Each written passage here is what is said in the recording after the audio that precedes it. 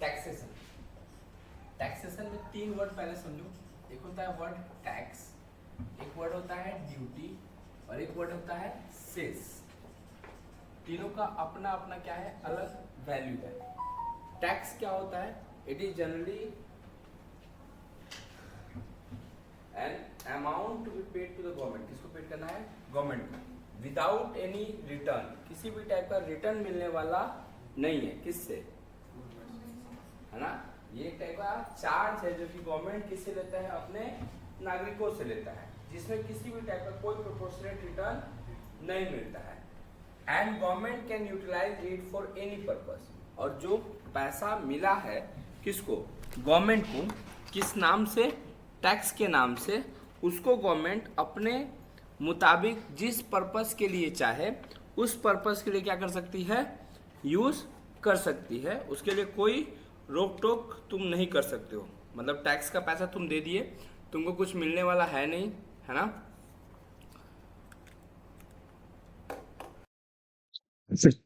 क्या चैप्टर है बोलो फिर से।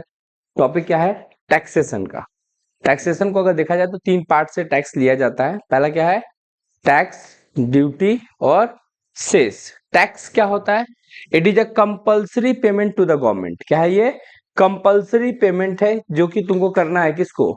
गवर्नमेंट को, विदाउट एनी प्रोपोर्शनेट रिटर्न। जिसमें गवर्नमेंट के तरफ से तुमको कुछ मिलेगा ऐसा कोई जरूरी नहीं है। ये नहीं कि हम टैक्स ज्यादा देते तो मेरे घर के सामने एक ठो बड़ा सा लैंप लगना चाहिए, कुछ रिटर्न मिलने वाला नहीं है, है ना। And government can utilise it for any purpose. और गवर्नमेंट इसको जैसे चाहे वैसे क्या कर सकती है? यूज कर सकती है। एडुकेशन के लिए यूज कर सकती है, हेल्थ के लिए यूज कर सकती है, रोड बनाने में यूज कर सकती है, डिफेंस के लिए यूज कर सकती है, चाहे तो नासा क्या बोलते हैं वो, इसरो के लिए यूज कर सकती है।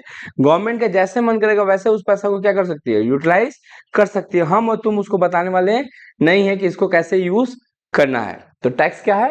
It is a compulsory payment to the government without any return and it can be utilised by the government for any purpose. It is generally created on revenue. किसके ऊपर क्रिएट होता है? रेवेन्यू के ऊपर, income के ऊपर generally tax लगाया जाता है। इनकम है तो टैक्स देना है, इनकम नहीं है तो टैक्स नहीं देना है। सेकेंड आता है duty. It is also a compulsory payment to the government without any return. ये भी एक टाइप का क्या है? कंपल्सरी पेमेंट है। किसको? गवर्नमेंट को, जिसमें किसी भी टाइप का कोई रिटर्न आने वाला नहीं है। And it can be utilised by the government for any purpose. लेकिन it is generally charge on production. किसके ऊपर चार्ज किया जाता है? प्रोडक्शन के ऊपर चार्ज किया जाता है। Like custom duty, import duty, export duty. जो टैरिफ टैरिफ खेला जा रहा है ना, वो क्या है? वो ड्यूटी का ही कहानी है। किसका है? तो एक्सपोर्ट पे कम टैक्स लगता है और इंपोर्ट पे ज्यादा। तो वही बोल रहा है कि अगर जैसे इंडियन गवर्नमेंट क्या चाहती है कि ज्यादा से ज्यादा सामान हम विदेश में क्या करें? बेचे। इसलिए एक्सपोर्ट पे वो टैक्स नहीं लगाती है। हाँ, कभी कभी लगाती है। किस चीजों पे? जिस चीजों का कमी हो गया है इंडिया में। लाइक कभी कभी देखोगे टमाटर या प्याज का दाम अचानक से क्या हो जाता है? बहुत ज्यादा बढ़ जाता है। उस केस में गवर्नमेंट क्या करती है? उस केस में गवर्नमेंट क्या करती है? प्याज पे टैक्स ड्यूटी लगा देती है कि भैया आप भेजेंगे ही नहीं। कहाँ पे? विदेश। अब विदेश जाएगा भी तो विदेश में इतना ज्यादा महंगा मिलेगा कि वहां के लोग आपका प्याज खरीदने वाले नहीं है। तो आप क्या चाहिएगा कि इंडिया में ही क्या करे? उसको बेचे, ताकि इंडिया का जो इन्फ्लेशन, जो मार्केट रेट, जो महंगाई बढ़ रही है, वो क्या हो सके? कंट्रोल हो सके। क्या हो सके? कंट्रोल। तो ये जनरली किसके ऊपर लगता है? प्रोडक्शन के ऊपर लगता है। किसके ऊपर लगता है? प्रोडक्शन के ऊपर। टैक्स किसके ऊपर लगता है? रेवेन्यू के ऊपर। किसके ऊपर? थर्ड आता है cess. It is a compulsory payment to the government. ये क्या है? कंपल्सरी पेमेंट है। किसको? गवर्नमेंट को, विदाउट एनी प्रोपोर्शनेट रिटर्न। लेकिन ये उसी पर्पस के लिए यूज किया जा सकता है जिस पर्पस के लिए इसको लिया गया है। किसको लिया गया है? Cess is a compulsory payment to the government without any return, but it can be utilized for the purpose it has been taken for. Like a health and education cess. Health and education cess. तो ये नाम क्या लिया गया कि हम भैया इस पैसा से, आप लोग मेरे को ये पैसा दीजिए, इस पैसा से हम हेल्थ सेक्टर को क्या करेंगे? रिनोवेट करेंगे। एडुकेशन सेक्टर को हम क्या करेंगे? रिनोवेट करेंगे। तो इसलिए जो पैसा लिया गया that is called cess, health and education cess. तो उसके लिए पैसा जो मिला है वो उसी पर्पस के लिए क्या होगा? यूज होगा। किसी अदर पर्पस के लिए यूज नहीं हो सकता है। क्या चीज? सेस का पैसा। चलेगा यहां तक? फिर से बोलते हैं, टैक्स, ड्यूटी और सेस। टैक्स क्या होता है? रेडी जाओ, compulsory payment to the government without any return, it can be utilised by the government for any purpose. Duty क्या होता है? It is a compulsory payment to the government without any return and it can be utilized for the purpose it has been taken for. जिस purpose के लिए लिया गया है उसी पर्पस के लिए इसको क्या किया जा सकता है? यूज किया जा सकता है। Sorry, it can be utilized for any purpose, it can be utilized for generally charge on production, generally charge on, it is a compulsory payment to the government without any proportionate return but it should be utilized for the purpose it has been taken for। चलेगा यहाँ तक? अब बात करेंगे tax. क्या चीज के बारे में बात करेंगे? टैक्स। टैक्स जो होता है वो दो टाइप का होता है। टैक्स कितने टाइप का होता है? दो टाइप का। एक होता है डायरेक्ट टैक्स और एक होता है इनडायरेक्ट टैक्स। डायरेक्ट टैक्स क्या होता है? डायरेक्ट टैक्स में इंसिडेंस और इम्पैक्ट, इंसिडेंस और इम्पैक्ट एक पर्टिकुलर पर्सन के ऊपर में फॉल पड़ता है। किसके? डायरेक्ट टैक्स में इंसिडेंस और इम्पैक्ट एक पर्टिकुलर पर्सन के ऊपर में क्या होता है? फॉल होता है। इनडायरेक्ट टैक्स जिसका इंसिडेंस और इम्पैक्ट दो डिफरेंट डिफरेंट पर्सन के ऊपर क्या होता है? पड़ता है, that is called indirect tax. क्या बोला जाता है उसको? Indirect tax. कितना टाइप का टैक्स? दो। कौन कौन सा? डायरेक्ट टैक्स और इनडायरेक्ट टैक्स। डायरेक्ट टैक्स क्या होता है? जिसका इंसिडेंस और इम्पैक्ट किसी एक पर्सन पे पड़े। इनडायरेक्ट टैक्स क्या होता है? जिसका इंसिडेंस और इम्पैक्ट दो डिफरेंट डिफरेंट पर्सन के ऊपर में क्या हो? फॉल करे, है ना।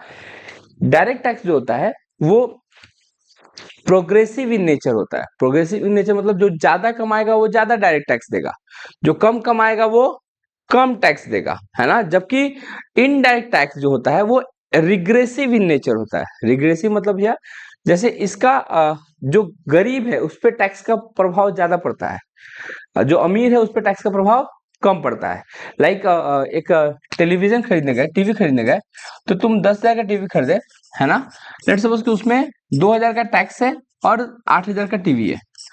तो एक गरीब से गरीब आदमी जिसके घर में टीवी नहीं है, वो पहली बार टीवी खरीदने गया तो उसको कितना टैक्स देना पड़ेगा? 2,000। और एक अंबानी खरीदने गया यही टीवी, तो उसको भी कितना टैक्स देना पड़ रहा है? 2,000। तो अंबानी के इनकम के कंपेयर में, अंबानी का इनकम कितना है? 1,00,000 करोड़ रुपया। उसके कंपेयर में ये 2,000 रुपया कुछ भी नहीं है। लेकिन जो आदमी महीना का 5,000 रुपया कमा रहा है और उसको 2,000 रुपया देना पड़ रहा है एज अ टैक्स, उसके लिए तो वो 2,000 40% ऑफ हिज इनकम है ना। तो इस पे इसलिए कहा जाता है इनडायरेक्ट टैक्स का जो लोड होता है वो गरीबों पे ज्यादा पड़ता है और अमीरों पे कम पड़ता है। इसीलिए देखोगे कि जब ना तब जो है जो विपक्ष दल है वो जीएसटी को लेके ज्यादा हंगामा करता है। इनडायरेक्ट टैक्स, इनकम टैक्स को लेके ज्यादा हंगामा नहीं करता है। जब लेके झंडा लेके खड़ा है किसके लिए? जीएसटी, क्योंकि GST is a type of indirect tax और उसका इफेक्ट जो है डायरेक्ट किस पे पड़ता है? ज्यादा गरीबों पे ज्यादा पड़ता है। इसीलिए विपक्ष झंडा लेके खड़ा होता है ना। अगर तुम जब टैक्सेशन का नॉलेज हो जाए, इकोनॉमिक का नॉलेज हो जाए, तब पॉलिटिक्स को देखोगे ना तो ज्यादा अच्छा समझ में आता है। समझ में क्या बोले? ऐसे आर्ट्स वाला जैसे जो साइंस वाला बच्चा है वो तो क्या है, इकोनॉमिक को नहीं समझ रहा है कि क्यों जीएसटी को लेके खड़ा होता है, ये लोग इनकम टैक्स को लेके क्यों इतना नहीं बोलता है लोग, है ना। क्योंकि वो समझ ही नहीं पा रहा कि चीज आखिर इफेक्ट कहाँ कर रहा है। जो नेता होता है वो सब समझता है कि किससे जनता क्या होगा, है ना, मैंने ज्यादा उसके तरफ अट्रैक्ट होगा, किससे भड़केगा, कौन? जनता। अभी हम बताए थे ना उस दिन कि आ रहा है न्यू इनकम टैक्स बिल। क्या आ रहा है? न्यू इनकम टैक्स बिल, जो कि डायरेक्ट टैक्स है। और सब बोल रहा है कि नया इनकम टैक्स बिल लाने से हमारा देश में महंगाई क्या हो जाएगा? बढ़ जाएगा। जबकि वो तो उससे कोई फर्क ही नहीं पड़ता है। वो तो एक पर्टिकुलर पर्सन के ऊपर लगता है, पर्टिकुलर पर्सन के ऊपर लगता है, कंपनीज के ऊपर लगता है ना। जो जो ज्यादा कमाता है उसके ऊपर लगता है, जो गरीब है उसके ऊपर लगता ही नहीं है। समझ में आया क्या बोले? जो भी हो, तो रिग्रेसिव इन नेचर होता है। कौन? एग्जाम्पल अगर बात करें तो डायरेक्ट टैक्स का बेस्ट एग्जाम्पल है इनकम टैक्स और इनडायरेक्ट टैक्स का बेस्ट एग्जाम्पल अगर देखो तो जीएसटी है, कस्टम ड्यूटी है, ठीक है, स्टैंप ड्यूटी है, ठीक है। तो ये सब क्या है? इनडायरेक्ट टैक्स है। क्या है? Indirect tax. चलेगा यहाँ तक। अब बात आता है क्या कि कुछ टर्मोलॉजी है उस टर्मिनोलॉजी को समझो। एक है प्रीवियस ईयर, कौन सा ईयर?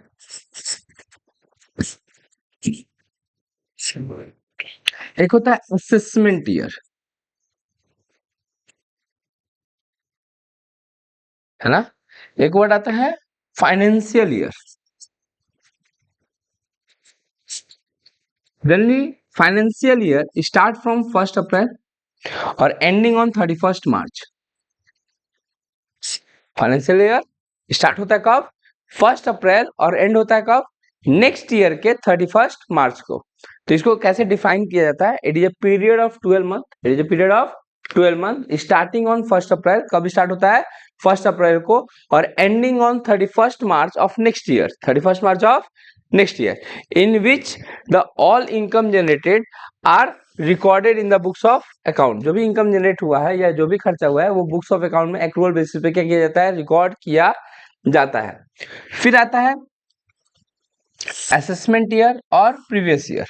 प्रीवियस ईयर का डिफिनेशन कैसे दिया हुआ है? Previous year is year just preceding the assessment year. Assessment year के ठीक पीछे वाले ईयर को प्रीवियस ईयर बोला जाता है ना। असेसमेंट ईयर के ठीक पीछे वाले ईयर को क्या बोला जाता है? Previous year. अगर हम अभी बात करें तो फाइनेंशियल ईयर अभी क्या चल रहा है? अभी फाइनेंशियल ईयर चल रहा है 2025-2026। 1 अप्रैल 2025 से स्टार्ट हो चुका है और 31 मार्च 2026 को ये फाइनेंशियल ईयर क्या होगा? खत्म होगा। अब ये जो फाइनेंशियल ईयर में इनकम जो जनरेट कर रहे हैं, क्या अभी हमको पता है कि दिसंबर में हम कितना कमाएंगे, जनवरी में कितना कमाएंगे? ये हमको आज पता नहीं है। इन दैट केस क्या होता है? प्रीवियस ईयर का इनकम एसेस होता है असेसमेंट ईयर में। कौन से ईयर में? प्रीवियस ईयर का इनकम एसेस होता है असेसमेंट ईयर में। अगर हम अभी का बात करें तो हम अभी किसका इनकम बता सकते हैं? इस साल का इनकम बता सकते हैं क्या कि इस फाइनेंशियल ईयर में कितना इनकम होगा? नहीं। किसका इनकम बता सकते हैं? अभी 24-25 का बता सकते हैं। इससे पहले वाले ईयर में कितना इनकम जनरेट किए हैं वो हम बता सकते हैं। मतलब कि हम ये बता सकते हैं कि 1 अप्रैल 2024 से लेकर 31 मार्च 2025 तक हम कितना इनकम जनरेट किए, ये बताया जा सकता है कि नहीं बताया जा सकता है? ये हम कब बता पाएंगे? ये टाइम होने के बाद। तो असेसमेंट ईयर में, कौन सी ईयर में? Assessment year. तो अगर देखा जाए तो असेसमेंट ईयर चल रहा है 25-26। असेसमेंट ईयर चल रहा है 25-26। क्या चल रहा है? 25-26, जिसमें इनकम कैलकुलेट होगा किसका? प्रीवियस ईयर का। Assessment year is a year in which income of previous year, income of previous year is assessed, जिसमें प्रीवियस ईयर के इनकम को क्या किया जाता है? असेस किया जाता है, मतलब कैलकुलेट किया जाता है, मतलब हिसाब किताब किया जाता है। किसका? प्रीवियस ईयर के इनकम का, प्रीवियस ईयर के इनकम का। चलेगा यहां तक? फिर से बोलते हैं, क्या क्या बोले, फिर से बोलो। असेसमेंट ईयर होता है, फाइनेंशियल ईयर होता है और प्रीवियस ईयर होता है। फाइनेंशियल ईयर क्या होता है? It is a period of 12 month starting on 1 April ending on 31 March of next year. फिर पढ़े प्रीवियस ईयर क्या होता है? It is a year of, it is a year just preceding the assessment year. Assessment year के ठीक पीछे वाले year को क्या बोला जाता है? Previous year. सेम डिफिनेशन दिया हुआ है किसमें? बुक्स ऑफ अकाउंट में। असेसमेंट ईयर क्या होता है? Assessment year is a year in which income of previous year is assessed. Is assessed मतलब क्या होता है? मतलब कि कैलकुलेट करना कि कितना अमाउंट का टैक्स हमको पेड करना है। चलेगा? अभी एक वर्ड आता है एसएससी। क्या चीज?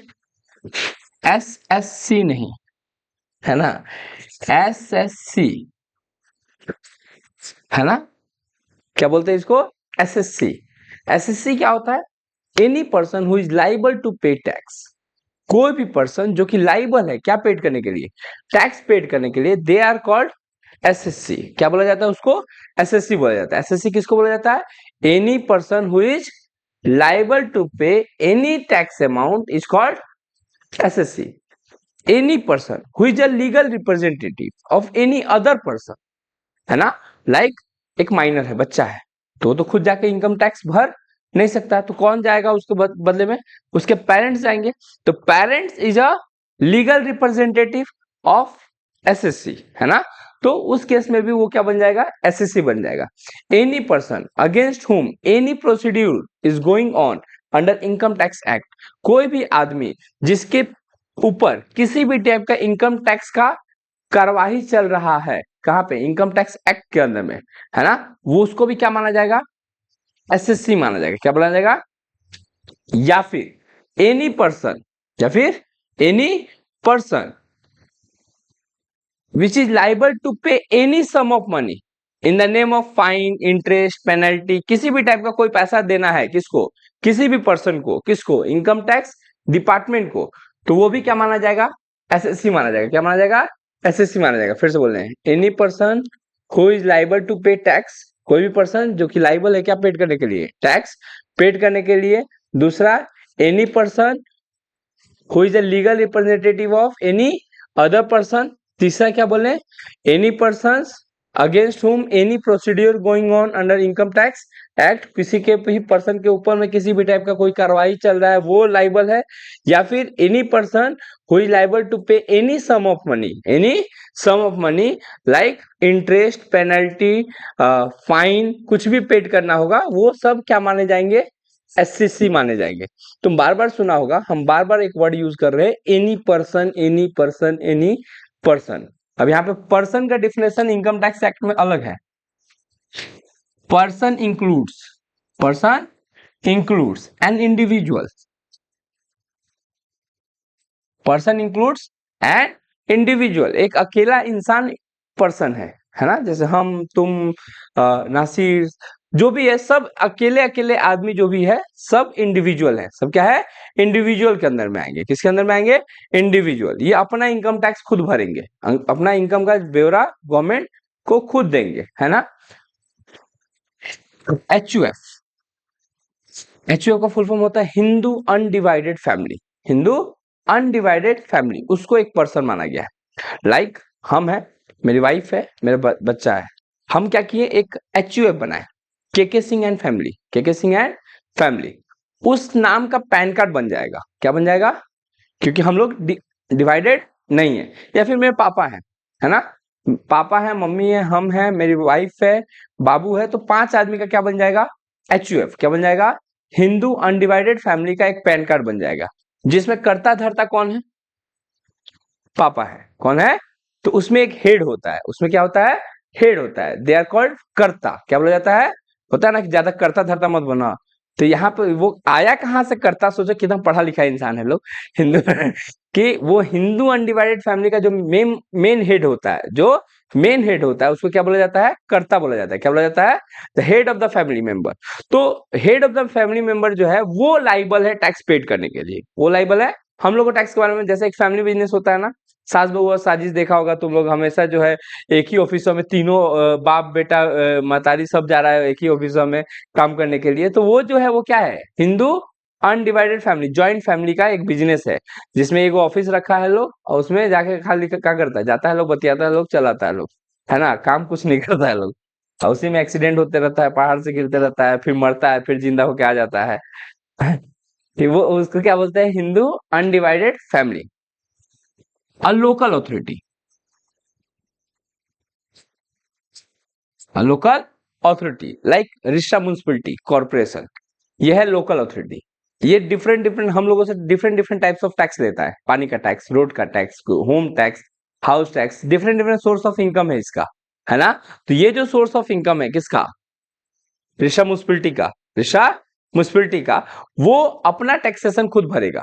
रिश्ता म्युनिसिपलिटी अपना नाम का आईटीआर भरता होगा, इनकम टैक्स रिटर्न। क्या भरता होगा, income tax return. Kolkata municipal corporation local authority है, क्या है, लोकल अथॉरिटी है। हावड़ा कॉर्पोरेशन लोकल अथॉरिटी है, वो अपने नाम का क्या करता होगा, टैक्स भरता होगा। तो कानून के नजर में, इनकम टैक्स के नजर में, लोकल अथॉरिटी माने पर्सन जो है वो एक लोकल अथॉरिटी के, माने जो लोकल अथॉरिटी है वो एक पर्सन की तरह क्या किया जाता है, ट्रीट किया जाता है। पार्टनरशिप फॉर्म, ये पार्टनरशिप फॉर्म नहीं बोला है, खाली फॉर्म वर्ड यूज किया है, दैट मीन्स कि पार्टनरशिप फॉर्म, फॉर्म एक पर्सन है, पार्टनरशिप चल रहा है, 2 या 2 से ज्यादा लोग मिलकर बिजनेस चला रहे हैं, तो उसको एक क्या मान लिया गया है, पर्सन मान लिया गया है। किसके अंदर में, इनकम टैक्स डिपार्टमेंट के अंदर में। Company, company includes public company, private company and 1 person company, है ना। ये सब कंपनी के अंदर का डिफिनेशन है। किसके अंदर का डिफिनेशन है? कंपनी के अंदर का। फिर से बोलते हैं, अभी तक क्या क्या पढ़े हैं? इंडिविजुअल, हमारे तुम्हारे जैसा लोग को इंडिविजुअल बोलते हैं। HUF मतलब हिंदू अनडिवाइडेड फैमिली, जो कि मिलजुल के काम कर रहे हैं लोग, उसमें से एक हेड होता है, दे आर कॉल्ड कर्ता। क्या बोलते हैं उसको? कर्ता। अब वही लाइबल होता है क्या करने के लिए? टैक्स पे करने के लिए। लोकल अथॉरिटी मीन्स पिरसा municipality, Calcutta municipal corporation, Howrah municipal corporation, ये सब क्या है? लोकल अथॉरिटी का पार्ट है। पार्टनरशिप बिजनेस, और ये क्या है? कंपनी, जिसका लाइबिलिटी जो होता है वो क्या होता है? लिमिटेड होता है, up to the unpaid share capital. कब कहां तक होता है? Up to unpaid share capital. BOI या AOP, body of individual, body of individual या association of person, association of, जैसे बहुत सारे देखोगे लाइन्स क्लब है ना, डिफरेंट डिफरेंट क्लब्स रहता है ना, डिफरेंट डिफरेंट कोऑपरेटिव सोसाइटी बनाता है लोग, तो ये सब आता है एसोसिएशन ऑफ पर्सन। जो ग्रुप ऑफ पर्सन जो है एक साथ मिलकर कुछ क्लब ऑर्गेनाइज किए हैं या फिर कुछ और किए हैं, तो they are called association of person. और उसको क्या कंसीडर किया जाएगा? एक पर्सन की तरह ट्रीट किया जाएगा, है ना। स्विमिंग क्लब, कुछ भी क्रिकेट सिखाने वाला क्लब, तो कुछ भी क्लब है तो वो क्या है? एसोसिएशन ऑफ पर्सन है ना। एन आर्टिफिशियल जुडिशियल पर्सन,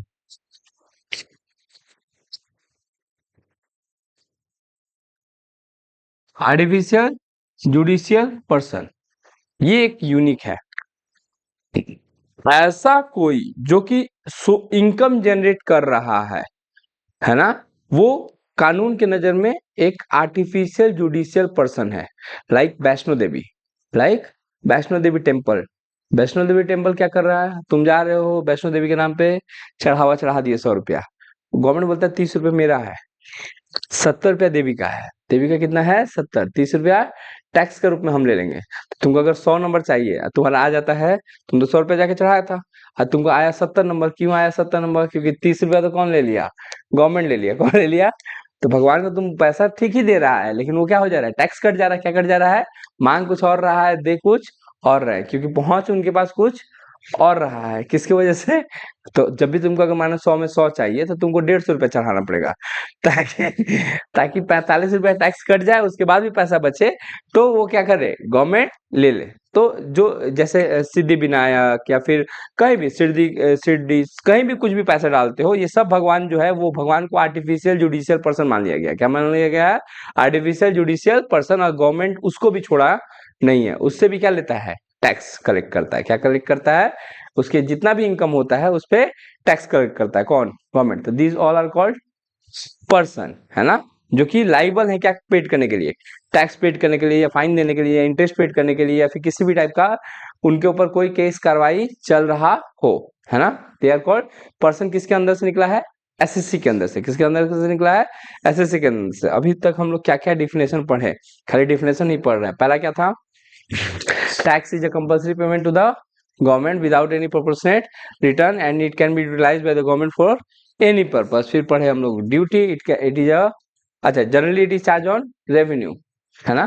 फिर duty is a compulsory payment to the government without any proportionate return and it can be utilized for the government by for any purpose but it is charge on productions. Cess is a compulsory payment to the government without any proportionate return and it can be utilized by the government for the purpose it has been taken for. जिस purpose के लिए लिया गया है उसी purpose के लिए इसको क्या किया जा सकता है? यूज किया जा सकता है। टैक्स कितने टाइप का होता है? 2 टाइप का होता है, डायरेक्ट टैक्स और इनडायरेक्ट टैक्स। डायरेक्ट टैक्स मतलब वो टैक्स जिसका इंसिडेंस और इम्पैक्ट एक पर्टिकुलर पर्सन पे पड़ता है ना। इनडायरेक्ट टैक्स मतलब जिसका इंसिडेंस और इम्पैक्ट 2 अलग अलग पर्सन पे पड़ता है। डायरेक्ट टैक्स का अगर बोला जाए तो ये प्रोग्रेसिव इन नेचर होता है, ज्यादा इनकम ज्यादा टैक्स, कम इनकम कम टैक्स। इनडायरेक्ट टैक्स कैसा होता है? रिग्रेसिव इन नेचर होता है, ज्यादा इनकम पे कम टैक्स लगता है प्रोपोर्शनेटली, परसेंटेज वाइज देखा जाए तो ज्यादा इनकम कमाने वाले को कम टैक्स देना पड़ रहा है और कम इनकम कमाने वाले को ज्यादा टैक्स देना पड़ता है। तो इनडायरेक्ट टैक्स का लोड जो है वो गरीबों पे ज्यादा पड़ता है। Example of direct tax is income tax और example of indirect tax is GST, है ना। क्या है? कस्टम ड्यूटी, स्टैम्प ड्यूटी, ये सब है। चलेगा यहाँ तक। फिर हम लोग पढ़े कुछ टर्मिनोलॉजी लाइक प्रीवियस ईयर। क्या चीज? Previous year. प्रीवियस ईयर क्या होता है? It is a year just preceding the assessment year. Financial year क्या होता है? It is a period of 12 month starting on 1 April ending on 31 March in which the accounting is done, जिसके हिसाब से accounting क्या किया जाता है? कैलकुलेट किया जाता है। Assessment year is a year in which the income of previous year is assessed. Income क्या होता है? प्रीवियस ईयर का इनकम को असेस किया जाता है। फिर हम लोग क्या पढ़े? SSC. SSC is a person who is liable to pay any tax, who is liable to pay any sum of money in the name of interest, fine or penalty, or any person who is liable to who is a legal representative of any other person या फिर any person against whom any procedure going on under income tax act, उसको क्या बोलते हैं हम लोग? SSC बोलते हैं। फिर क्या पढ़े हम लोग? Person. Person means person includes, person के अंदर में सात आदमी आते हैं। कौन कौन? An individual, HUF, local authority, partnership firm, company, BOI और एओपी, और आर्टिफिशियल जुडिशियल पर्सन। चलेगा? ये लगभग था तुम्हारा किसके बारे में? टैक्स का बेसिक। टैक्स का देखो, इंडिया में दो चीज चल रहा है ना? पहले तो ये देखो कि इंडिया बोलते किसको है। इंडिया तुम ये जानते हो, खैर इंडिया का तो मैप खुद इंडिया वाला नहीं जानता है कहाँ तक हम लोग फैले हुए हैं, है ना? पाकिस्तान बोलता है कि मेरा है, हम लोग बोलते हैं कि पाकिस्तान मेरा है। ऐसे ही चल रहा है। तो इंडिया का जो मैप है ना, कुछ बचपन में सीखे थे, ऐसा करके टूटा भांगा, ऐसा करके, इसके लिए विवाद नहीं होना चाहिए, ऐसा कुछ है ना। जबरदस्ती का इंडिया, जबरदस्ती का इंडिया, है ना? तो ये दोनों लगभग सेम बराबर में होगा, छोड़ो। इसके साथ देखे होगे इंडिया के मैप के साथ श्रीलंका का मैप फ्री आता है ना? फ्री में दे देता है, छोटा सा देश है, क्या ही लेना है। एक्चुअली ऐसा नहीं है। इंडिया के मैप के साथ श्रीलंका का मैप आने का रीजन ये है कि India includes Indian territorial water, है ना? India includes Indian territorial water, मतलब जो पानी है उसमें भी इंडिया है, उसमें भी क्या है? इंडिया है। उस पानी में इंडिया का ही मछुआरे जाकर क्या कर सकते हैं? मछली मार सकते हैं, कोई और, है ना? इसको IEEZ बोला जाता है, इंडियन इकोनॉमिक क्या बोलते हैं? Zone, IEZ। इसको इंडियन टेरिटोरियल वाटर बोला जाता है। यहाँ पे सिर्फ इंडिया ही अपना क्या कर सकता है? कोई इकोनॉमिक एक्टिविटीज को कर सकता है। कोई भी शिप इस इंडियन टेरिटोरियल वाटर में घुसने से पहले इंडियन कोस्ट गार्ड से क्या लेगा? परमिशन लेगा, तब जाके वो इंडिया में इंटरफेयर कर सकता है या इंटर कर सकता है, अदरवाइज वो इंटर नहीं कर सकता है विदाउट परमिशन, विदाउट परमिशन। तो देखे होगे कि बहुत एक्चुअली समुद्र इतना बड़ा है ना, तो हर एक जगह गार्ड करना क्वाइट इम्पॉसिबल है। तुमको ऐसा लगता है कि जितना इंडिया यहाँ से लेकर बिहार तक जितने भी स्टेशन है सबके सामने पुलिस लगाना पॉसिबल है? सबके सामने पुलिस लगाना पॉसिबल नहीं है। तो इतना बड़ा वाटर टेरिटोरियल में कंट्रोल करना बहुत क्या है? मुश्किल है। कहीं पे भी कुछ भी जहाज लेके नहीं जा सकते हो। अगर जहाज लेके भी आए हो तो इंडियन टेरिटोरियल वाटर से थोड़ा सा बाहर ही रहो और वहीं से पूछो कि हमको आना है कि नहीं आना है, परमिशन है या नहीं। अगर यहाँ का जो कोस्ट गार्ड है, जो यहाँ पे कस्टम ऑफिसर बैठा हुआ है, वो अगर परमिशन देगा तभी तुम आओगे। और आ भी गए तो किसी के साथ भी डिस्कस नहीं करोगे, तुम आकर उसी कस्टम ऑफिसर से बात करोगे जिस कस्टम ऑफिसर को तुमको क्या किया गया? अपॉइंट किया गया है। किसी और कस्टम ऑफिसर के साथ तुम डिस्कशन नहीं कर सकते हो। तो इस तरीके का रूल्स एंड रेगुलेशन है। तो देखिए बहुत बार आता है कि इंडियन मछुआरे जो है वो पाकिस्तान के द्वारा पकड़ लिया गया है, या पाकिस्तानी मछुआरे जो है इंडियन के द्वारा क्या कर लिया जाता है?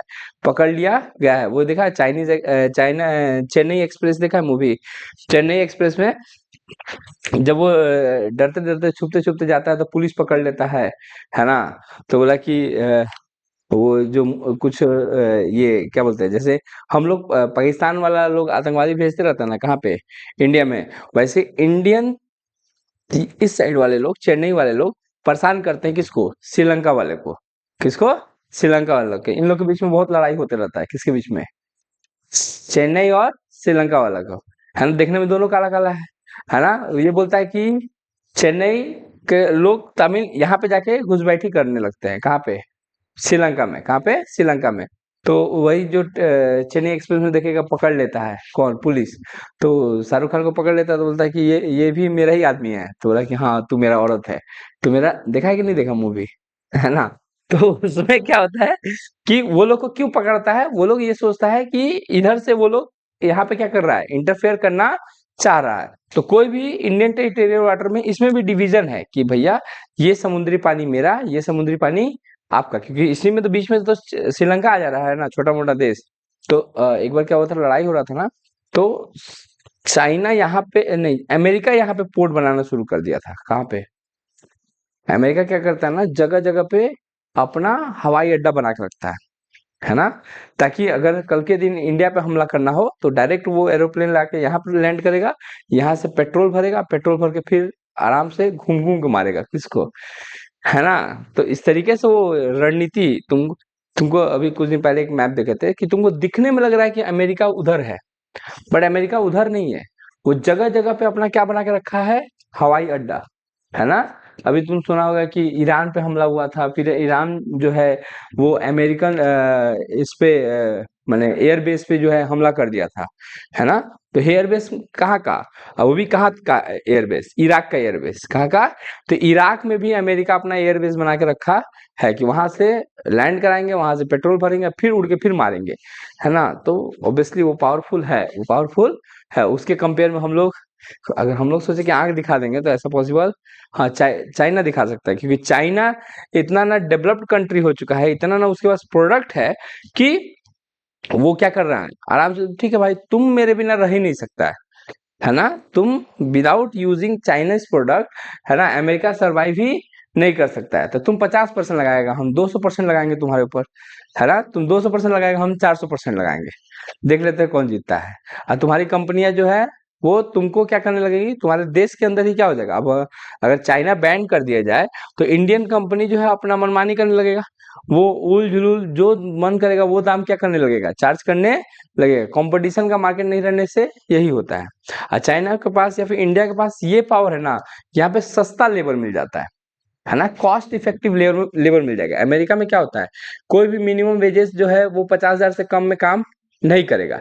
इंडिया में 5,000 में दे देगा, भर पेट काम करेगा वो दिन भर, है ना? खाली शाम का व्यवस्था हो जाना चाहिए, है ना? तो काम करने के लिए लोग क्या हो जाएंगे, क्योंकि गरीबी है, क्या है, गरीबी है। तो जो भी हो, इंडिया के डिफिनेशन क्या है, इंडियन जो इनलैंड है वो तो है ही है, बट 12 नॉटिकल माइल तक, 12 नॉटिकल माइल तक इंडिया क्या है, वाटर में एक्सटेंडेड है। वाटर में क्या है, इंडियन टेरिटोरियल वाटर है। एक होता है इंडियन टेरिटोरियल वाटर, क्या बोलते हैं, इंडियन टेरिटोरियल वाटर। यहाँ पे तो एकदम मतलब कुछ हो ही नहीं सकता है। एक होता है Indian exclusive economic zone, IEEZ बोला जाता है इसको, इंडियन एक्सक्लूसिव इकोनॉमिक जोन। माने कि अगर यहाँ पे बाई चांस यहाँ पे पेट्रोल मिल गया समुद्र के अंदर में, तो यहाँ से पेट्रोल सिर्फ इंडिया निकाल सकता है और कोई नहीं निकाल सकता है। वो फिर रिलायंस को भेजेगा, रिलायंस जाएगा यहाँ पे खुदाई करेगा, वहां से पेट्रोल क्रूड ऑयल जो भी निकलेगा वो निकालेगा और लेकर अपना इंडिया में क्या कर देगा, ट्रांसफर कर देगा। और यहाँ पे जो इनकम जनरेट होगा वो इनकम भी इंडियन में जनरेटेड इनकम ही माना जाएगा, है ना, विदेशी इनकम नहीं माना जाएगा। चलेगा यहाँ तक? तो ये एक डिफिनेशन हम तुम लोग को देंगे किसका, इंडिया का। वो डिफिनेशन भी क्या कर लेना, याद कर लेना, है ना? थोड़ा थोड़ा करके पढ़ो, एंजॉय करके पढ़ो, मतलब ज्यादा डीपली अभी प्रेशराइज करने की जरूरत नहीं है ना? अभी टॉपिक भी वैसे ही पढ़ाया जाएगा जो कि तुमको कहानी की तरह लगे और सुनने में भी अच्छा लगे, है ना? अब आते हैं टैक्स स्लैब, किसके ऊपर, टैक्स स्लैब। 3 टाइप का टैक्स स्लैब है, पहले तो ये जानो। एक इंडिया में अलग ही ड्रामा चल रहा है, एक चल रहा है ओल्ड रिजीम, एक चल रहा है न्यू रिजीम, है ना? ओल्ड रिजीम न्यू रिजीम क्या है कि कुछ लोग जो है वो बहुत सारा इन्वेस्टमेंट इसलिए करके रखे हैं या बहुत सारा लोन इसलिए लेके रखे हैं क्योंकि डिफरेंट डिफरेंट सेक्शन में डिफरेंट डिफरेंट छूट है ना? इसके वजह से उस छूट को लेने के लिए ज्यादातर लोग, इवन हम भी, ओल्ड रिजीम में है। किसमें है, ओल्ड रिजीम में। न्यू रिजीम में टैक्स का बेनिफिट ज्यादा दिया गया है लेकिन छूट कम दिया गया है। किसमें, न्यू रिजीम में। टैक्स को सिंप्लीफाइड किया गया है, आम जनता भी इसको आसानी से क्या कर सके, समझ सके, है ना। जैसे इसका टैक्सेशन सिस्टम देखोगे तो एकदम 3 का पहाड़ा पढ़ लो। 3 लाख तक कोई टैक्स नहीं, 3 से 6 लाख तक कोई टैक्स नहीं, सॉरी 3 से 6 लाख तक 5% से टैक्स, कितना परसेंट से टैक्स, 5%। 6 लाख से लेके 9 लाख तक 10% का टैक्स, एकदम 5 का, इधर 5 का पहाड़ा, इधर 3 का पहाड़ा, है ना। 9 लाख से लेके 12 लाख तक 15% का टैक्स, 12 लाख से लेके 15 लाख तक 20% का टैक्स, अब 15 लाख एंड अबव 30% का टैक्स, है ना। तो ये क्या किया, सिंप्लीफाइड किया है टैक्सेशन सिस्टम को, है ना। इधर 3 का पहाड़ा पढ़ो, इधर 5 का पहाड़ा पढ़ो, है ना, इजी हो जाएगा। और ऊपर से इसमें ये भी बोल के रखा है कि अगर आपका इनकम 7 लाख या 7 लाख से कम है, कितना है, 7 लाख या 7 लाख से कम है, इन दैट केस तुम क्या करो, तुमको टैक्स देने का जरूरत नहीं है, तुम्हारा जो भी टैक्स बनता है उसका रिबेट मिल जाएगा। क्या मिल जाएगा, rebate, under section 87A, under section 87A में तुमको छूट मिल जाएगा। मानो कि कोई आदमी 7 लाख रुपया कमाया, कितना कमाया, 7 लाख, 7 लाख पे जितना भी टैक्स बनता है, अगर हम मोटा मोटी बताए तो कितने, 5%, 15,000, 15,000 और 1 लाख पे 10%, 15 से 27,000 के करीब करीब आ रहा है ना। कितना के करीब करीब, 25,000 के करीब करीब टैक्स आ रहा है। कितना का टैक्स के करीब करीब आता है, 25,000। वो टैक्स नहीं देना पड़ेगा तुमको, कब, अगर तुम न्यू रिजीम में हो तब। लेकिन ओल्ड रिजीम थोड़ा सा कॉम्प्लिकेटेड है, उसको समझना थोड़ा सा मुश्किल है ना। 0 से लेके 2.5 लाख कोई टैक्स नहीं लगेगा, 2.5 लाख से लेकर 5 लाख टैक्स लगेगा 5% से, फिर 5 लाख से लेके 10 लाख टैक्स लगेगा 20% से सीधे।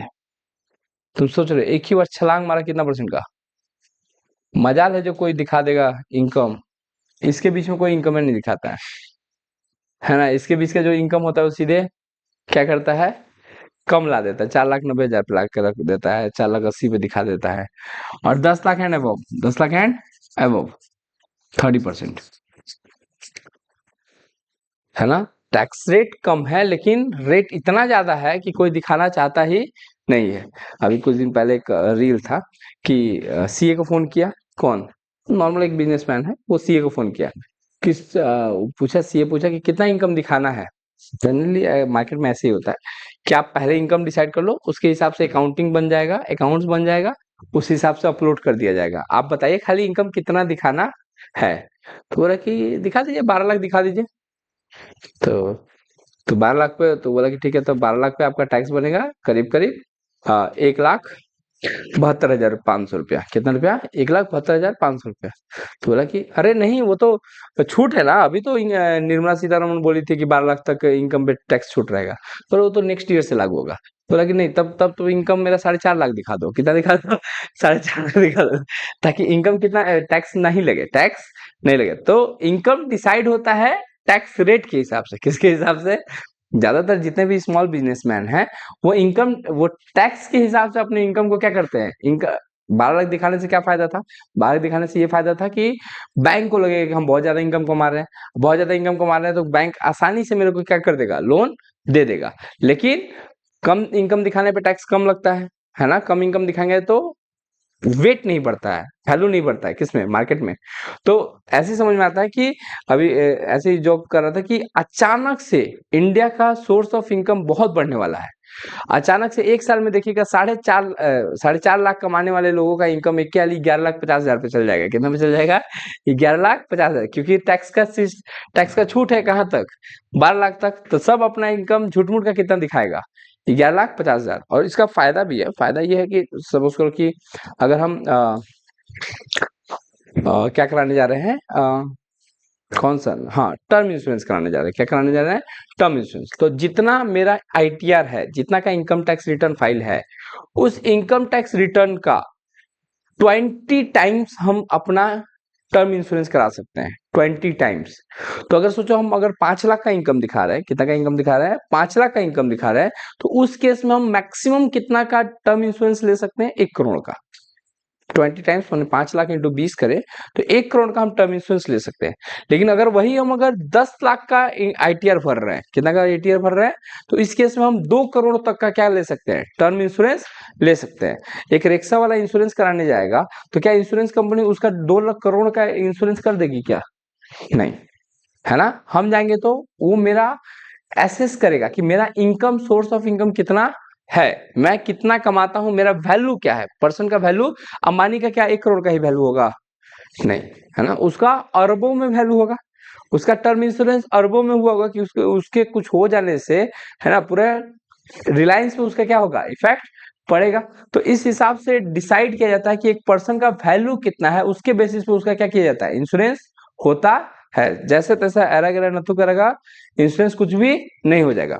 तो 2 चीज तुम लोग बार बार बोलते हैं कि करवा के रखना, क्या क्या, हेल्थ इंश्योरेंस और टर्म इंश्योरेंस। क्या भरो, आईटीआर भरो, क्या भरो, इनकम टैक्स रिटर्न भरो, इनकम टैक्स रिटर्न भरो। भर के जनरेट करना सीखो, क्या करना सीखो कि कैसे इनकम टैक्स भरा जाता है, कैसे किया जाता है, कैसे अपने से भरो। झूठ मूठ का इनकम दिखाओ ना, 2 लाख दिखाओ, है ना, टैक्सेबल नहीं है। अब 2 लाख दिखाने के लिए ना भी तुम्हारा बैंक जो है वो वैसा होना चाहिए, बैंक में पैसा आना चाहिए, जाना चाहिए, आना चाहिए, जाना चाहिए। सीए के पास 2 टाइप के लोग जाते हैं, क्या बोले, फिर से बोलो। सीए के पास ना 2 टाइप के लोग होते हैं।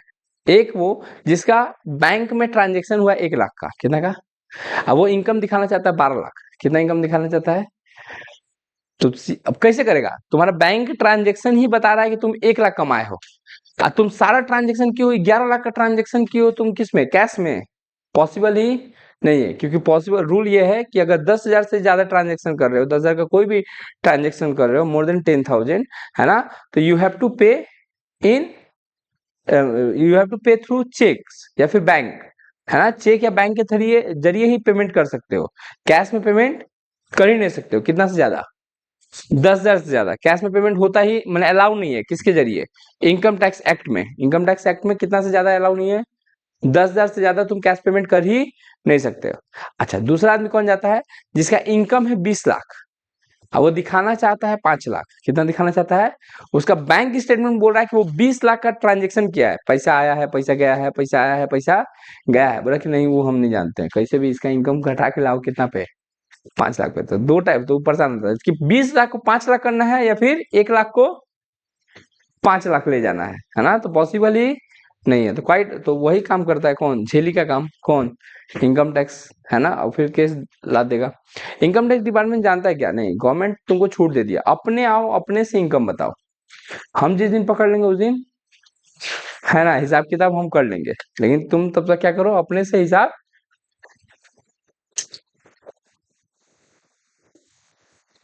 हाँ, ये क्या है, ओल्ड टैक्स रिजीम का स्लैब रेट है, ये न्यू टैक्स रिजीम का स्लैब रेट है। एक और स्लैब रेट चल रहा है जो इस साल से लागू है ना, एकदम न्यू, जो कि 2025-26 के, जो प्रीवियस ईयर 25-26 आएगा उसके लिए होगा, मतलब नेक्स्ट ईयर में जब इनकम टैक्स रिटर्न फाइल करेंगे तब। उसमें क्या चल रहा है, 0 से 4 लाख तक कोई टैक्स नहीं। अब वो 3 का पहाड़ा 4 के पहाड़ा में कन्वर्ट हो गया है, 3 का पहाड़ा 4 के पहाड़ा में कन्वर्ट हो गया है। 4 लाख, 4 लाख से लेके 8 लाख तक 5%, 8 लाख से लेके 12 लाख तक 10%, 12 लाख से लेके 16 लाख तक 15%, 16 लाख से लेके 20 लाख तक 20%, 20 लाख से लेके 25 लाख तक 25%। ये नया टैक्स रेट लाया गया, कितना परसेंट, 25%। और 25 लाख एंड अबव 30%, है ना। इस तरीके से क्या है टैक्स रेट, मोटा मोटी बताओ तो। अगर कोई बंदा, है ना, हम ओल्ड टैक्स रिजीम को थोड़ा सा ले रहे हैं, अगर कोई बंदा 3.5 लाख कमाता है, कितना कमाता है, इसको इरेज कर रहा है, तो उसको कितना टैक्स देना पड़ेगा, 3,50,000 का इनकम है उसका, इन दैट केस उसको कितना टैक्स देना पड़ेगा।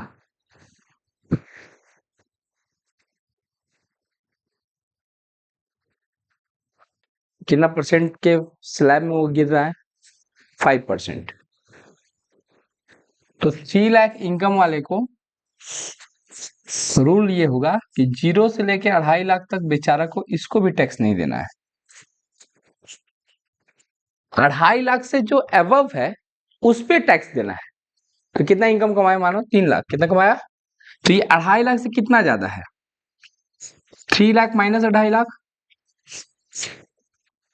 तो 50,000 जो ज्यादा है एक्सेस है उस पे उसको 5% देना पड़ेगा, है ना, जो एक्स्ट्रा कमाएगा उस पे, दैट इज 2,500, तो उसका टैक्स लायबिलिटी हुआ 2,500।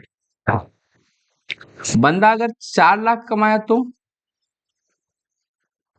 रूल वही रहेगा, 0 से लेकर 2.5 लाख तक कोई टैक्स नहीं, 2.5 लाख से लेकर 4 लाख के बीच में डिफरेंस कितना का है, 1.5 लाख, तो इस 1.5 लाख पे वो टैक्स देगा कितना परसेंट से, 5%, तो 1.5 लाख का 5% कितना होता है, 7,500, तो उसका टैक्स लायबिलिटी कितना हुआ, 7,500। तुमको बताना है 4.5 लाख पे वो कितना ही टैक्स देगा, ठीक है, ये तुम्हारे लिए छोड़े। फिर दूसरा केस, अगर बंदा 6 लाख कमा रहा है तो कितना टैक्स देना पड़ेगा, तो 0 से लेके 2.5 लाख तक उसको किसी को टैक्स नहीं देना है, तो ये भी टैक्स नहीं देगा। 2.5 लाख से लेकर एक स्टॉपेज है इसका कितना पे, 5 लाख पे, है ना, कितना परसेंट का, तो नेक्स्ट 2.5 लाख बोल सकते हैं, इसके बीच का गैप कितना है, इस 2.5 लाख पे 5% का टैक्स लगता है, तो 12,500। अब ये 5 लाख से लेके 6 लाख के बीच में गैप कितना का है, 1 लाख, इस पे टैक्स लगता है 20%, तो 20,000, तो टोटल टैक्स हुआ 32,500, चलेगा। अगर कोई आदमी 7 लाख कमा रहा है, 7 लाख छोड़ो, 8.5 लाख कमा रहा है, कितना कमा रहा है, 8,50,000, 8,50,000, तो इसके लिए रूल क्या होगा, 0 से लेकर 2.5 लाख तक कोई टैक्स नहीं, नेक्स्ट 2.5 लाख से लेकर 5 लाख तक, है ना, तो नेक्स्ट 2.5 लाख पे कितना परसेंट, 5%, 12,500, क्लियर। और 5 लाख से कितना, 8,50,000, 5 लाख से 8,50,000, है ना, कितना का डिफरेंस है, 3.5 लाख का, 3.5 लाख पे 20%, that is 70,000, 82,500, so they have to pay 82,500 as a tax. तुम लोगों को निकालना है कि 9,50,000 पे कितना टैक्स लगेगा, चलो ये निकालो तो दोनों, कितना है इनकम। अगर हम इसका बात करें तो हम ऐसे करते हैं, पहले तो नील, फिर रिमेनिंग 2 लाख पे 5%, दैट इज 10,000, है ना। इसका बात करें तो इसको हम 3 पार्ट में बांटते हैं, पहले नील, फिर 12,500, और फिर रिमेनिंग 4.5 लाख पे 20%, 90,000, 1,12,500 ऐड करेंगे 1,02,500, है ना, यही आएगा। हेलो, हाँ, क्या क्या कहाँ तक पढ़ा दिए हैं, है ना, एक बार रिकैप कर रहे हैं, टैक्स, है ना, ड्यूटी और सेस। टैक्स क्या होता है, एक कंपलसरी पेमेंट है गवर्नमेंट को विदाउट एनी रिटर्न, है ना, and it can be utilised by the government for any purpose. इसको किसी भी पर्पस के लिए गवर्नमेंट क्या कर सकती है, यूटिलाइज कर सकती है, किसको, टैक्स को। फिर आता है ड्यूटी, फिर क्या आता है, duty, duty is also compulsory payment to the government without any return, किसी भी टाइप का कोई रिटर्न आता नहीं है, and it can be utilised by the government for any purpose, but it is charged on productions.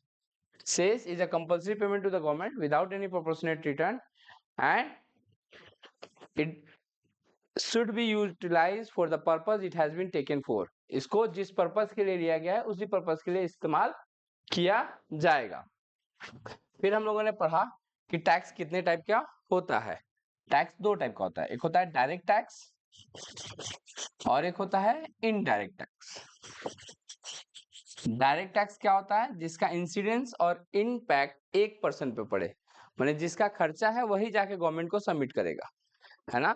Indirect tax क्या होता है? गवर्नमेंट के पास पहुंचता है लेकिन इनडायरेक्टली।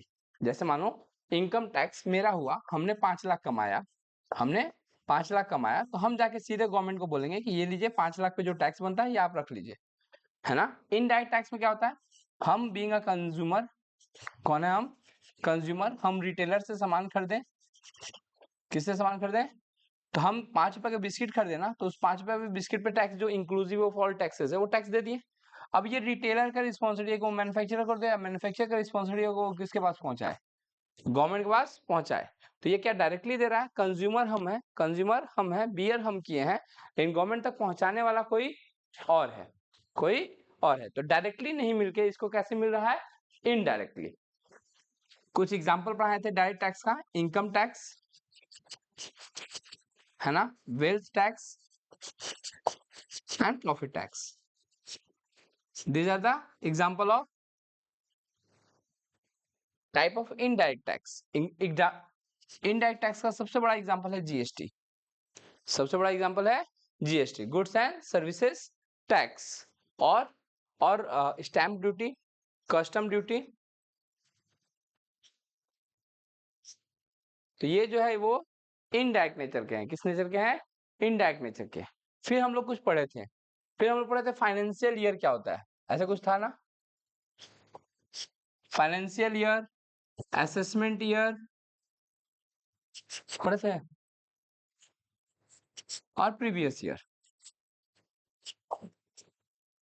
फाइनेंशियल ईयर क्या होता है? It is a period of 12 month. कितना मंथ का पीरियड होता है? 12 महीने का पीरियड होता है। स्टार्टिंग होता है 1 अप्रैल को, खत्म होता है 31 मार्च को। कब खत्म होता है? 1 अप्रैल को स्टार्ट होके 31 मार्च को खत्म हो जाता है ना। प्रीवियस ईयर क्या होता है? Income of previous year is assessed in assessment year, है ना। Year just preceding the assessment year is known as previous year. वो ईयर जो कि असेसमेंट ईयर के पीछे वाले ईयर है उसको हम लोग क्या बोलते हैं? Previous year. असेसमेंट ईयर के पहले वाले ईयर को प्रीवियस ईयर बोला जाता है। असेसमेंट ईयर क्या होता है? Year in which income of previous year, वो ईयर जिसमें प्रीवियस ईयर का इनकम, कौन सी ईयर का इनकम? प्रीवियस ईयर का इनकम को एसेस किया जाता है। क्या किया जाता है? एसेस किया जाता है, मतलब हिसाब किताब किया जाता है। That is called assessment year. क्या बोला जाता है उसको? Assessment year. फिर से बोलते हैं, कितने टाइप का ईयर? 3 टाइप का, मोटा मोटी देखा जाए। एक होता है financial year. Financial year period start होता है 1 अप्रैल से, एंडिंग होता है 31 मार्च को। इंडिया में यही यूज किया जाता है अकाउंटिंग पर्पस के लिए भी। अकाउंटिंग ये कुछ भी हो सकता है, कोई दिवाली से दिवाली मनाता है, कोई 14 अप्रैल से 14 अप्रैल मनाता है ना। जनरली तुम देखोगे कि ईयर जो है वो कैसे भी मना सकता है, उसमें कोई रोक टोक नहीं है। बट फाइनेंशियल ईयर कब से कब तक होता है? एक होता है अकाउंटिंग ईयर, एक होता है फाइनेंशियल ईयर।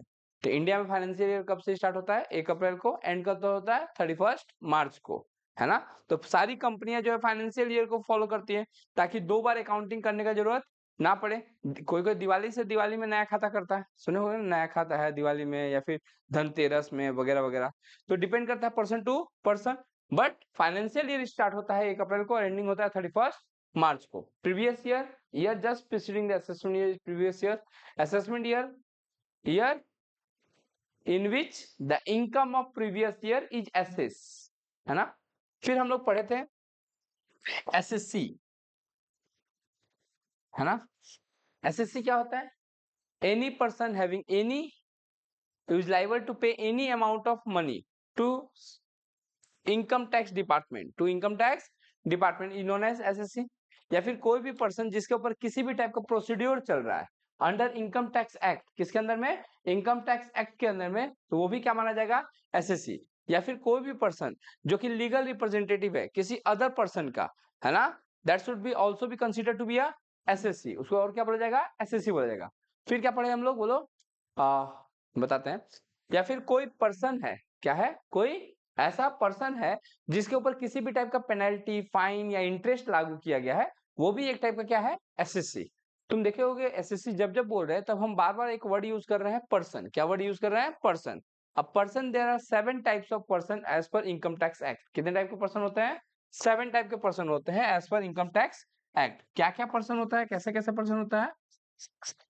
एक होता है इंडिविजुअल, हमारे तुम्हारे जैसे लोग इंडिविजुअल कहे जाते हैं, है ना। हम अपना इनकम टैक्स, के सिंह का इनकम टैक्स फाइल हो रहा है, तो हम इंडिविजुअल के रूप में, पर्सन के रूप में प्रेजेंट है किसके सामने? इनकम टैक्स डिपार्टमेंट के सामने, है ना। और क्या होता है? एक होता है HUF, हिंदू अनडिवाइडेड फैमिली। पापड़ का बिजनेस, चनाचूर का बिजनेस फैमिली मिलकर करता है ना, एक साथ मिलकर बिजनेस कर रहे हैं, that is called Hindu undivided family. तो हम चाहे तो एक के सिंह के नाम से इनकम टैक्स फाइल कर सकते हैं, हम चाहे तो के सिंह एंड फैमिली के नाम पे एक पैन कार्ड बना लिए हिंदू अनडिवाइडेड फैमिली का, और उसके नाम पे हम क्या कर सकते हैं? रिटर्न फाइल कर सकते हैं। अच्छा, फिर और क्या होता है? एक अफर्म, अ कंपनी, है ना, AOP, BOI, है ना, एसोसिएशन ऑफ पर्सन या फिर body of individual, local authority, local authority, और आर्टिफिशियल जुडिशियल पर्सन।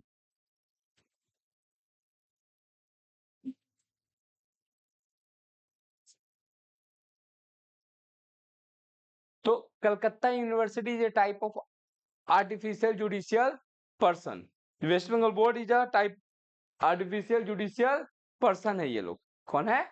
क्या वो हिंदू अनडिवाइडेड फैमिली है?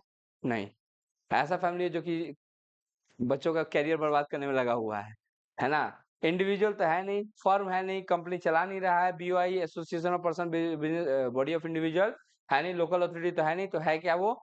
Artificial judicial person. This type of persons are there, है ना। कितना टाइप का पर्सन होता है? 7 टाइप का। SSC बता दिए, पर्सन बता दिए, और क्या बताए थे? टैक्स रिजीम बताए थे। हाँ सुनो, हेड ऑफ इनकम, ये आज नया है। हेड ऑफ बता दी क्या? There are 5 head of income. कितना हेड ऑफ इनकम होता है? 5 हेड ऑफ इनकम, मोटा मोटी बताए थे पहली बार जब पढ़ाए थे। तो एक आदमी कहाँ कहाँ से कमा सकता है? एक अकेला इंसान कितना जगह से इनकम है, कितने जगह से इनकम जनरेट कर सकता है? मेन इनकम, है ना। ज्यादातर कुछ लोग होते हैं ऐसे जो जमींदार होते हैं, वो ज्यादातर अपना घर द्वार बना दिए हैं 10 कट्ठा में, और सबको भाड़ा पे लगा दिया, और वहां से क्या जनरेट कर रहे हैं? इनकम। क्या जनरेट कर रहे हैं? इस टाइप के इनकम को बोला जाता है income from house property. Income from house property, चलेगा।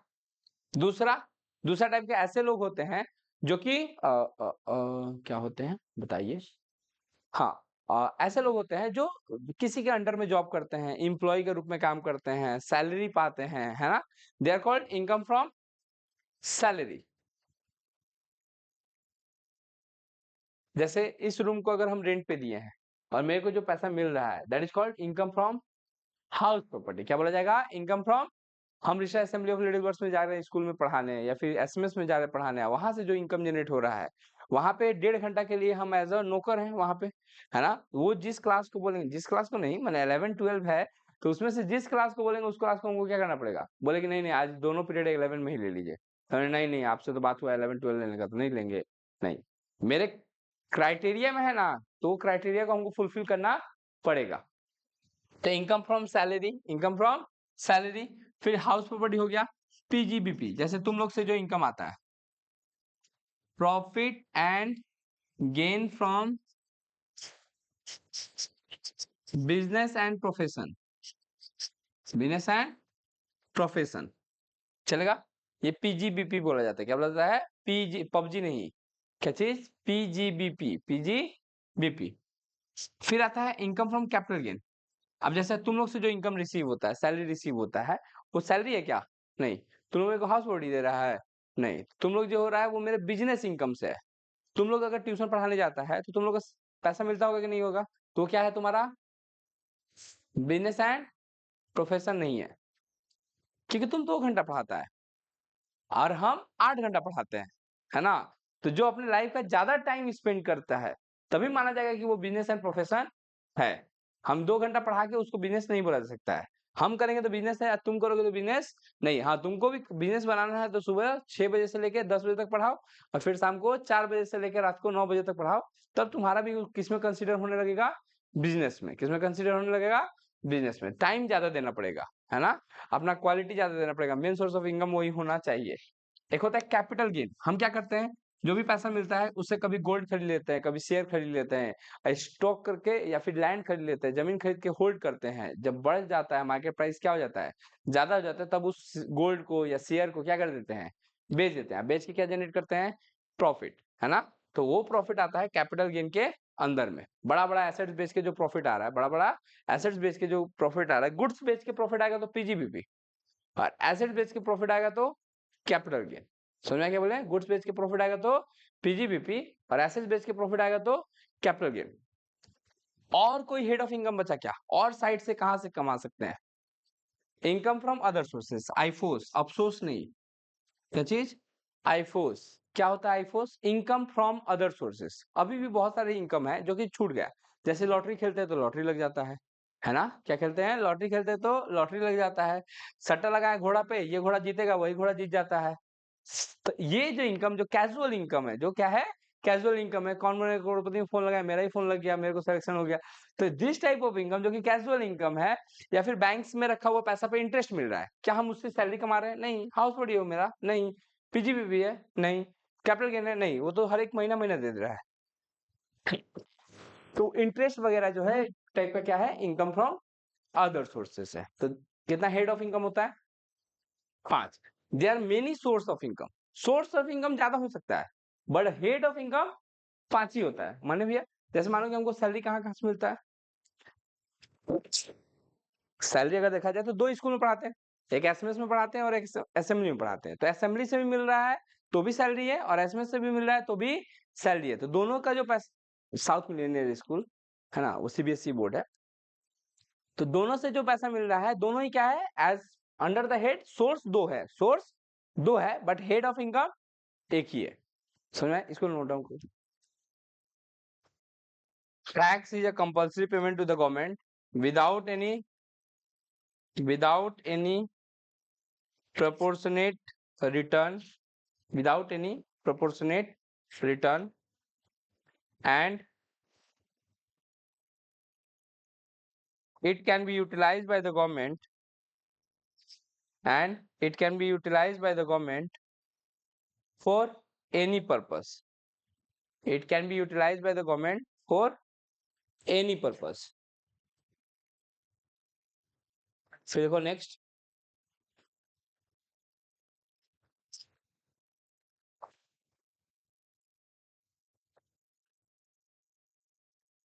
duty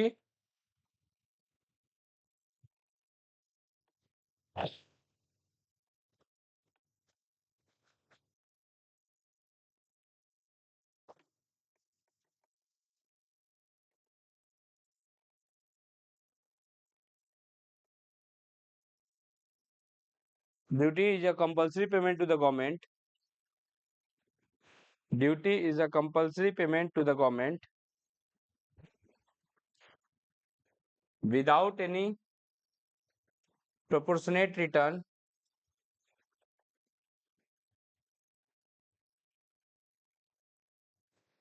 without any proportionate return. It can be utilized by the government for any purpose. It can be utilized by the government for any purpose.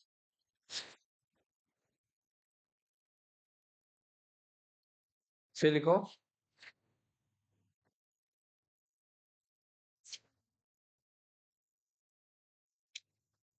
Tax लिख लिए, क्या क्या लिख लिए बोलो तो? Tax लिख लिए, ड्यूटी लिख लिए, ये ना। फिर लिखो सेस, लिख लो उसमें, it is charge on production, it is charge on production, it is charge on production, it is charge on production. फिर लिखो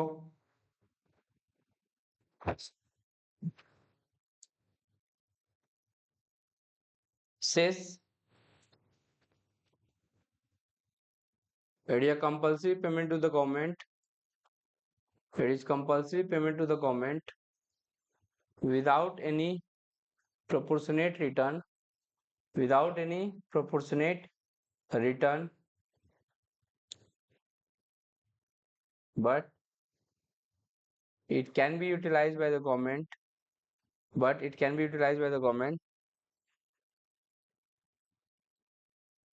for the purpose it has been taken for the purpose that it has been taken for.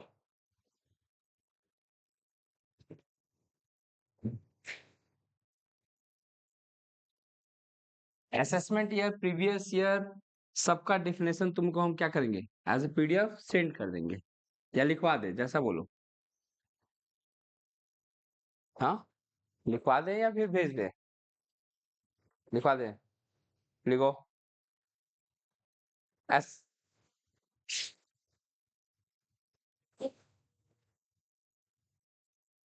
लिखो tax, types of tax, देखो types of tax, heading दो types of tax, types of tax का heading दो। कितना type का tax होता है, कौन कौन सा? डायरेक्ट टैक्स और इनडायरेक्ट टैक्स, लिखो। डायरेक्ट टैक्स, हाँ तो ये टॉपिक आप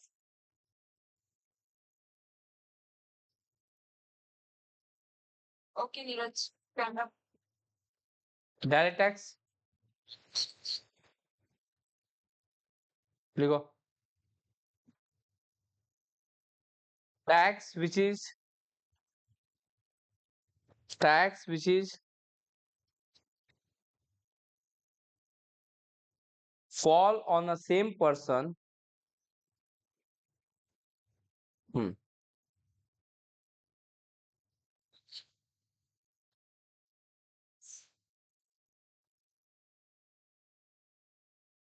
fall on a same person who same SAME,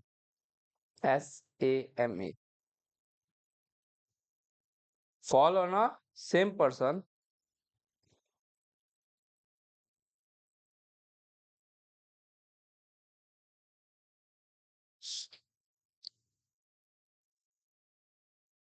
fall on a, कैसे लिखवाए हम ठीक से नहीं सुन रहे। हाँ, फिर से बोलो टैक्स, फिर से लिखो, अच्छे से लिखो।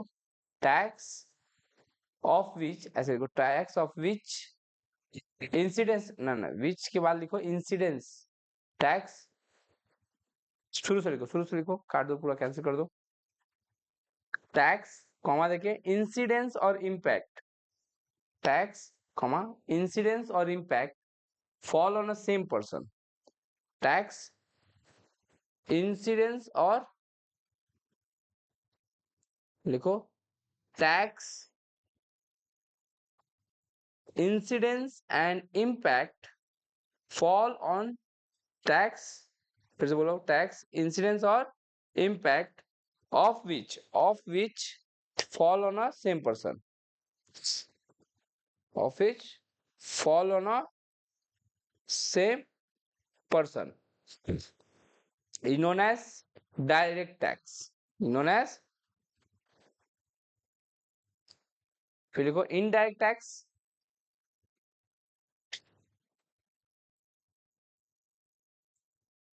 is a tax comma incidence or impact fall on two different person, fall on two different person,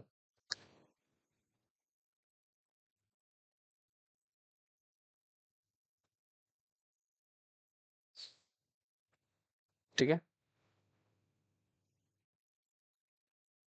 लिखो assessment year,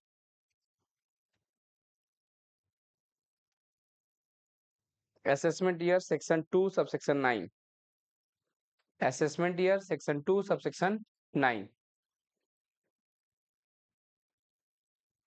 section 2 subsection 9,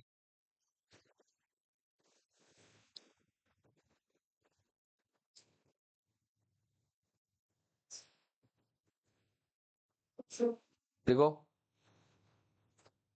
It means the period of 12 month. It means the period of 12 month.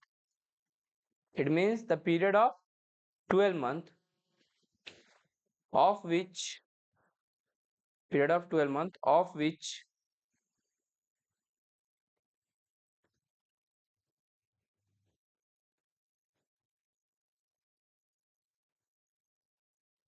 commencing on the first day of April, commencing on the first day of April every year.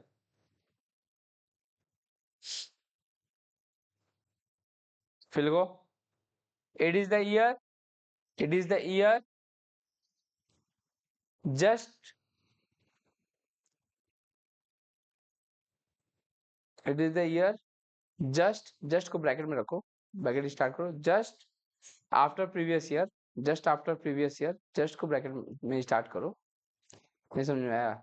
Just say bracket start हुआ है, अभी just after previous year bracket बंद। In which, bracket बंद हो गया, in which income earn in the previous year, income earned in the previous year is charged to tax, is charged to tax,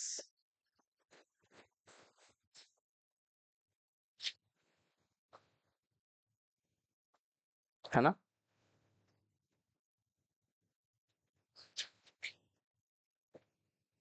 फिर go previous year, section 3,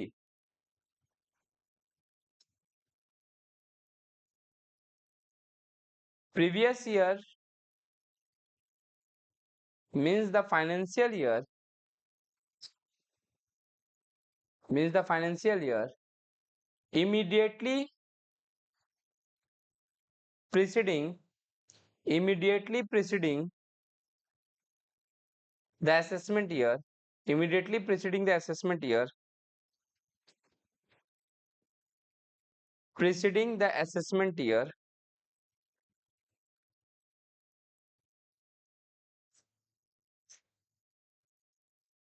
full stop. Income earned in this year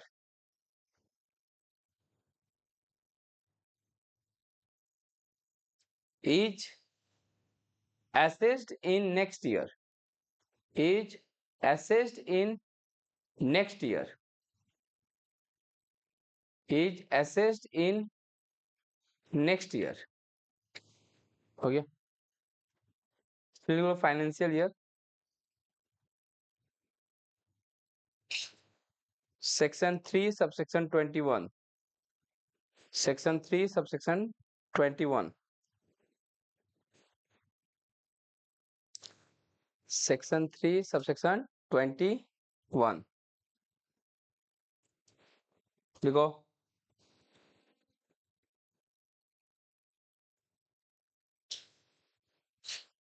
A financial year means, a financial year means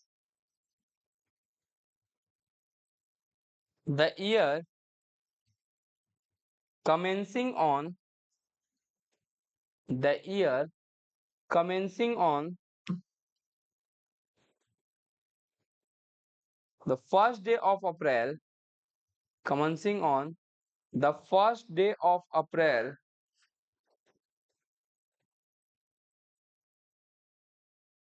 full stop. Hence, it is a period of 12 month. It is a period of 12 month starting from 1st April and ending on 31st March of next year.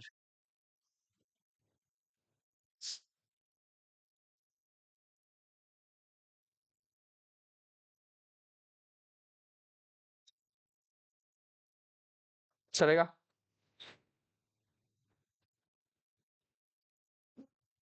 Previous year लिखा दिए। एक बात समझो, एक condition क्या है कि previous year का इनकम एसेस होता है असेसमेंट ईयर में, प्रीवियस ईयर का इनकम एसेस होता है असेसमेंट ईयर में। लेकिन कभी कभी ऐसा होता है कि प्रीवियस ईयर का इनकम प्रीवियस ईयर में ही टैक्स दे देना पड़ता है। जनरली क्या बोले, जनरल रूल क्या है कि income of previous year is taxable in assessment year. Previous year के इनकम को असेसमेंट ईयर में टैक्सेबल किया जाता है, ये जनरल रूल है। ये क्या है? जनरल रूल है। बट कभी कभी ऐसा होता है कि प्रीवियस ईयर का इनकम गवर्नमेंट ऑफ इंडिया बोलती है कि आप प्रीवियस ईयर में ही पेड कर दीजिए, असेसमेंट ईयर का वेट मत कीजिए। ऐसा कब होता है? ऐसा तब होता है जब शॉर्ट पीरियड के लिए बिजनेस किया जा रहा है, 3 महीना के लिए। तो गवर्नमेंट को डर होता है क्या पता भाग जाए, तो क्या पता टैक्स नहीं दे, है ना? तो शॉर्ट पीरियड के लिए वेंचर है, कोई जॉइंट वेंचर है, तो उस केस में वो क्या कर लेता है, प्रीवियस ईयर ही बोल देता है कि असेसमेंट ईयर भी है, आप उसी साल में क्या कीजिए, टैक्स देके निकलिए। या फिर कोई कंपनी है जो कि बहुत दिनों से चली आ रही है लेकिन इस साल बंद होने वाली है, तो इस साल जब 4-5 महीना चलाई, उसका जो इनकम है उसी ईयर में पेड करके बंद कर लो अपना कंपनी, है ना? तो अगर कोई, तो इस केस में ये रूल लागू नहीं होता है। कौन सा? नॉर्मल रूल क्या है कि प्रीवियस ईयर का इनकम को कैलकुलेट करते हैं, टैक्स निकालते हैं असेसमेंट ईयर में। बट कुछ कंडीशंस है जिसमें प्रीवियस ईयर का इनकम प्रीवियस ईयर में ही टैक्सेबल हो जाता है। ये बहुत बार क्वेश्चन आता है एग्जाम में, है ना? लिखो।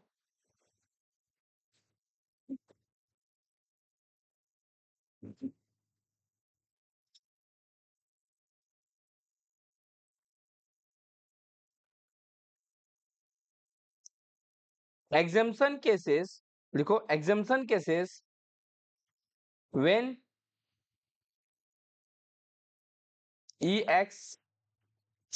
EXCEPTION, एग्जाम्पशन,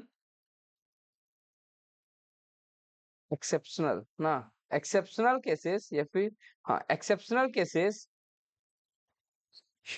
हाँ एक्सेप्शनल होगा। Exceptional cases when income of previous year, when income of previous year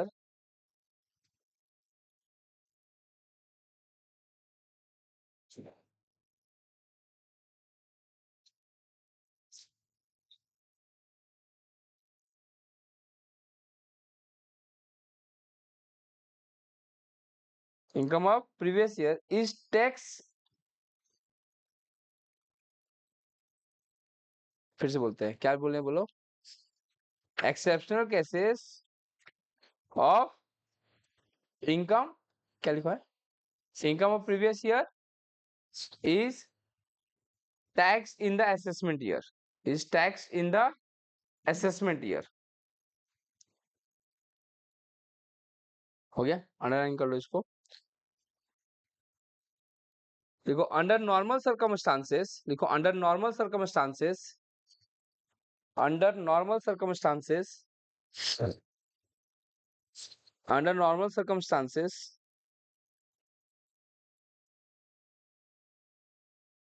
previous year income taxable in assessment year, previous year income is taxable in assessment year.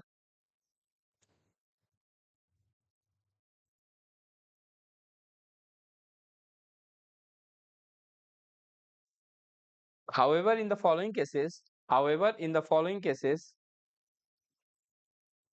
however in the following cases,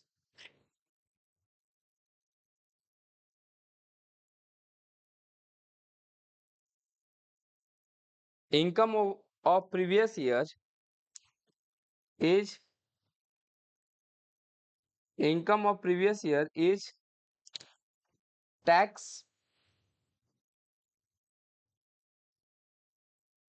income of previous year is taxed, comma, assessed, assessed in the same previous year,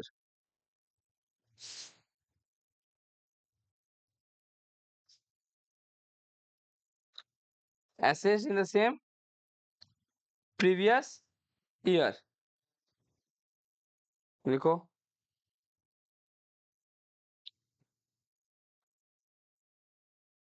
ये सब example है ना? पहला लिखो, देखो एक बार क्या क्या है, देखो एक बार, इनकम ऑफ नॉन रेसिडेंट, लिखो मत, देखो अभी, इनकम ऑफ नॉन रेसिडेंट जो इंडिया में रहता नहीं है, वो आउटसाइड इंडिया जाने वाला है, या फिर उसका शिप जो है वो आउटसाइड इंडिया जाने वाली है, इन दैट केस उससे हम उसी साल में क्या ले लेंगे, टैक्स ले लेंगे जिस साल में क्या किया है, इनकम जनरेट किया है। या फिर income of a person living India, जो इंडिया छोड़ रहा है, क्या कर रहा है, परमानेंटली और for a long period of time, तो उससे भी हम उसी साल में क्या ले लेंगे, टैक्स ले लेंगे, है ना। उसका सितंबर में टिकट है जाने का विदेश, और आएगा सीधे 20 साल बाद, तो भैया टैक्स वैक्स दे के जाओ, क्या पता जिंदा रहोगे कि नहीं रहोगे, कोई ठीक नहीं है। और दीदी,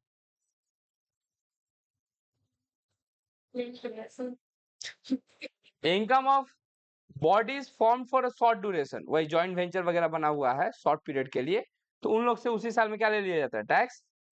income of a person who is likely to be transfer is property to avoid tax, या फिर कोई भी ऐसा आदमी है जो कि जालसाजी कर रहा है या टैक्स बचाने के चक्कर में इधर उधर अपना प्रॉपर्टी को ट्रांसफर कर रहा है, गवर्नमेंट को थोड़ा सा भी भनक लगा तो उसी साल में क्या ले लेगा, वो उससे टैक्स ले लेगा। या फिर income of a discontinue business, या फिर कोई कंपनी बंद होने वाली है तो उसका इनकम उसी साल में क्या ले लेगा, टैक्स ले लेगा, चलेगा।